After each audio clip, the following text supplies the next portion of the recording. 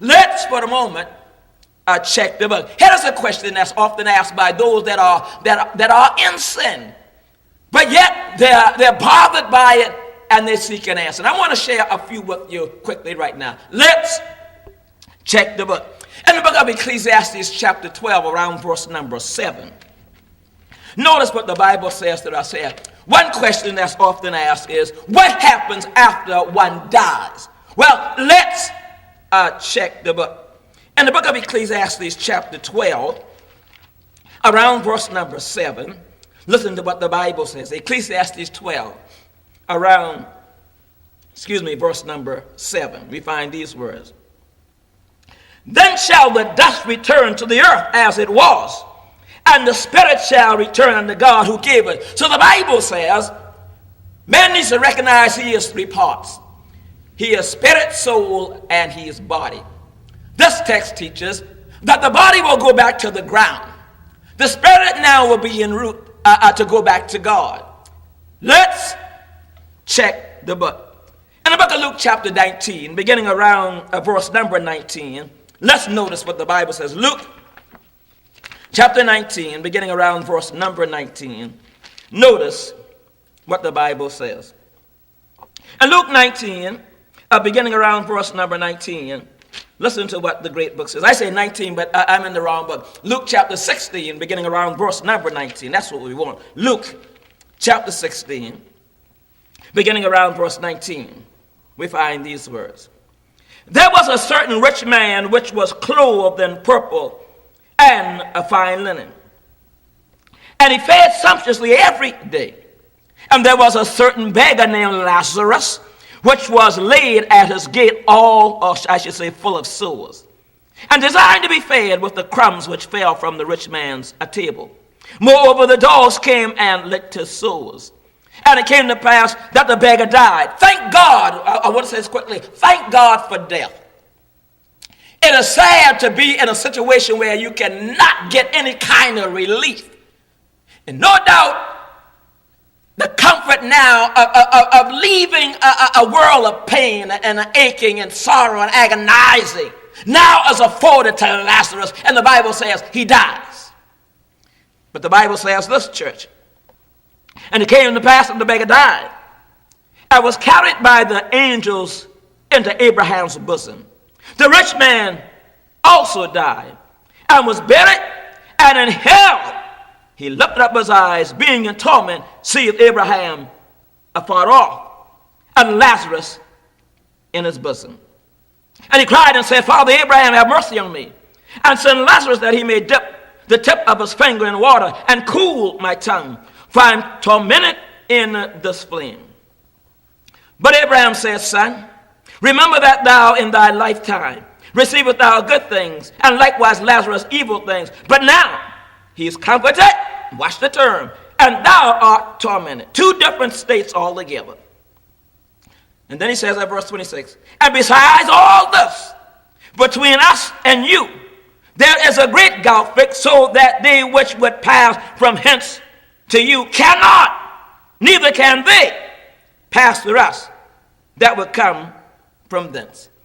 And so the Bible teaches that when one dies, his body goes to the ground, his spirit now is en route back to God. And the Bible says that soulish part of us, that part of us that has emotion, that thinks, that feels, the real person inside of us, not the shell, not the body. It goes to a waiting place. And if you have died in the Lord, then the Bible says you go to a place of paradise, a place that you are resting, a place that's identified now as Abraham's bosom. But if you die ungodly outside of Jesus Christ, you go to another waiting place, a place of torment. But you're waiting for some place. Let's check the book. Your destiny is sealed.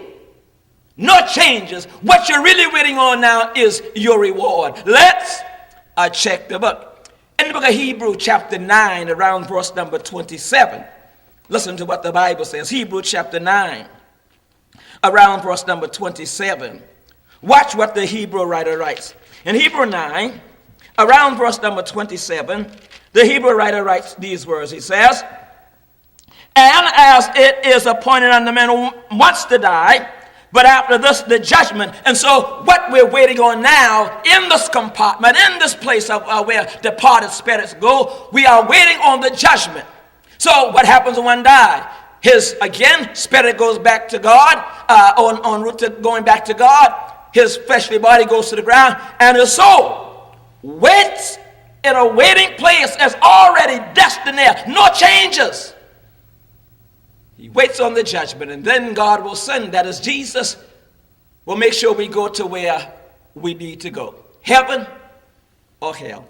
And so again, the most hellish, the most sinful people still have questions concerning what they believe are religious. Another question that's often asked by folks sometimes that seem to live some ungodly lives, but yet they are willing to ask a Bible question. And that is it really essential when it comes to baptism? Must one be baptized in order to be saved? Well, let's check the book. In the book of Mark, chapter 16, verse number 15, verse number 16. Notice what the Bible says. Mark, chapter 16, verse 15, verse number 16. We find these words. And he said unto them, go ye into all the world, that's Jesus saying, and preach the gospel to every creature. He that believeth and is baptized shall be saved, but he that believeth not shall be damned. And so the Bible says that Jesus says, if you believe and be baptized, I will save you. Well, that to me says that's essential. Who can be saved without obeying Jesus? But let's check the book. In the book of 1 Peter chapter 3, around verse 20 and verse number 21, let's notice what the Bible says. 1 Peter chapter 3, around verse 20 and verse number 21, we find these words. Which sometime were disobedient, when once the long suffering of God waited in the days of Noah, while the ark was a preparing, wherein few, that is 8 souls, were saved by water. Watch this. The like figure, whereunto even baptism doth also now do what? Save us. Not the putting away of the filth of the flesh, but the answer of a good conscience toward God, by the resurrection of Jesus Christ. The Bible says baptism doth also now save us.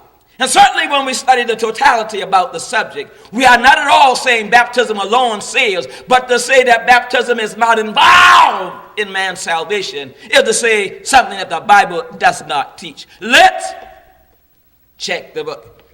In the book of Acts chapter 22, around verse number 16, listen to what the Bible says. Acts chapter 22, around verse number 16. Listen to what the great book says.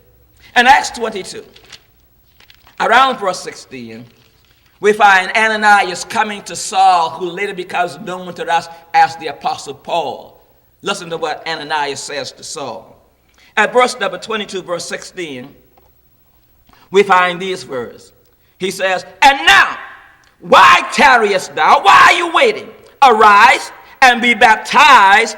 Notice now why. And wash away thy sins, calling on the name of the Lord. And so as we study the book of the Bible, we do see, according to the Bible, that baptism is necessary in regard to man's salvation.